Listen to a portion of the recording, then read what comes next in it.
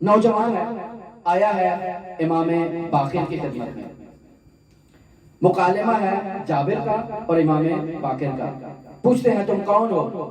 کہا رجل من کوفہ، میں کوفے سے تعلق رکھنے والا ایک مرد ہوں۔ کہا کون سے قبیلے سے ہو؟ کہا جعفی سے۔ کہا یہاں مدینہ کیا کرنے آئے ہو؟ کہا علم حاصل کرنے کے لیے آیا ہوں۔ پوچھا کس سے علم حاصل کرو گے؟ کہا یا ابن رسول اللہ، آپ سے علم حاصل کرنے کے لیے آیا ہوں۔ اچھا، یہاں تک تعارف ہو گیا۔ اب امام کہتے ہیں کہ دیکھو تم اب مدینے میں تو آ گئے ہو، آنا بھی میرے پاس چاہتے ہو، یقینی بات ہے میرے پاس آنے کی کوئی شرائط ہے۔ پہلی شرط یہ ہے کہ کل اگر تم سے کوئی سوال کرے کہ تم کہاں سے ہو تو کہو میں مدینے سے، نہ کہو کہ میں کوفے سے آیا ہوں۔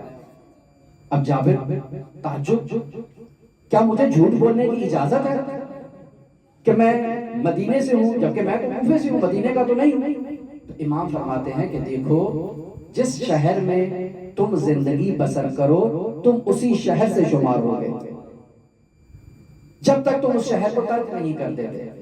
تو تم کوفے سے آئے ہو، مدینے میں زندگی بسر کرتے ہو، تم مدینے سے تعلق رکھتے ہو، تم مدینے کا کہہ سکتے ہو خود کو۔ جب مدینہ چھوڑ کے چلے جاؤ تو پھر کہہ دینا کہ میں مدینے سے نہیں ہوں، میں کوفے سے ہوں، لیکن جب تک تم اس مدینے میں ہو تم اپنے آپ کو یہ ظاہر کرو کہ میں مدینے سے ہوں، تاکہ یہ لوگ تمہیں جو میرے پاس آتے ہوئے دیکھتے ہیں یہ تمہیں مزاحم نہ ہو، تمہیں تکلیف نہ پہنچائیں، تمہیں گزند نہ پہنچائیں، تم کہو میں مدینے سے ہوں۔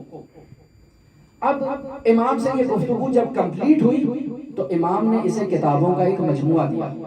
کہا جابر یہ لو تم تعلیم حاصل کرنے کے لیے آئے ہو، یہ ہے نصاب تعلیم، اس کتاب کا مطالعہ کرو، اس کتاب کی احادیث کو محفوظ کر لو اپنے سینے کے اندر، لیکن یاد رکھو جابر یہ وہ احادیث ہیں کہ ان احادیث میں سے اگر کسی ایک حدیث کو بھی تم نے بنی امیہ کے دور میں نقل کیا تو تمہارے اوپر لعنت ہوگی میری اور میرے اجداد کی، اور اگر بنی امیہ کے بعد تم نے انہیں مخفی کیا تب بھی لعنت ہوگی۔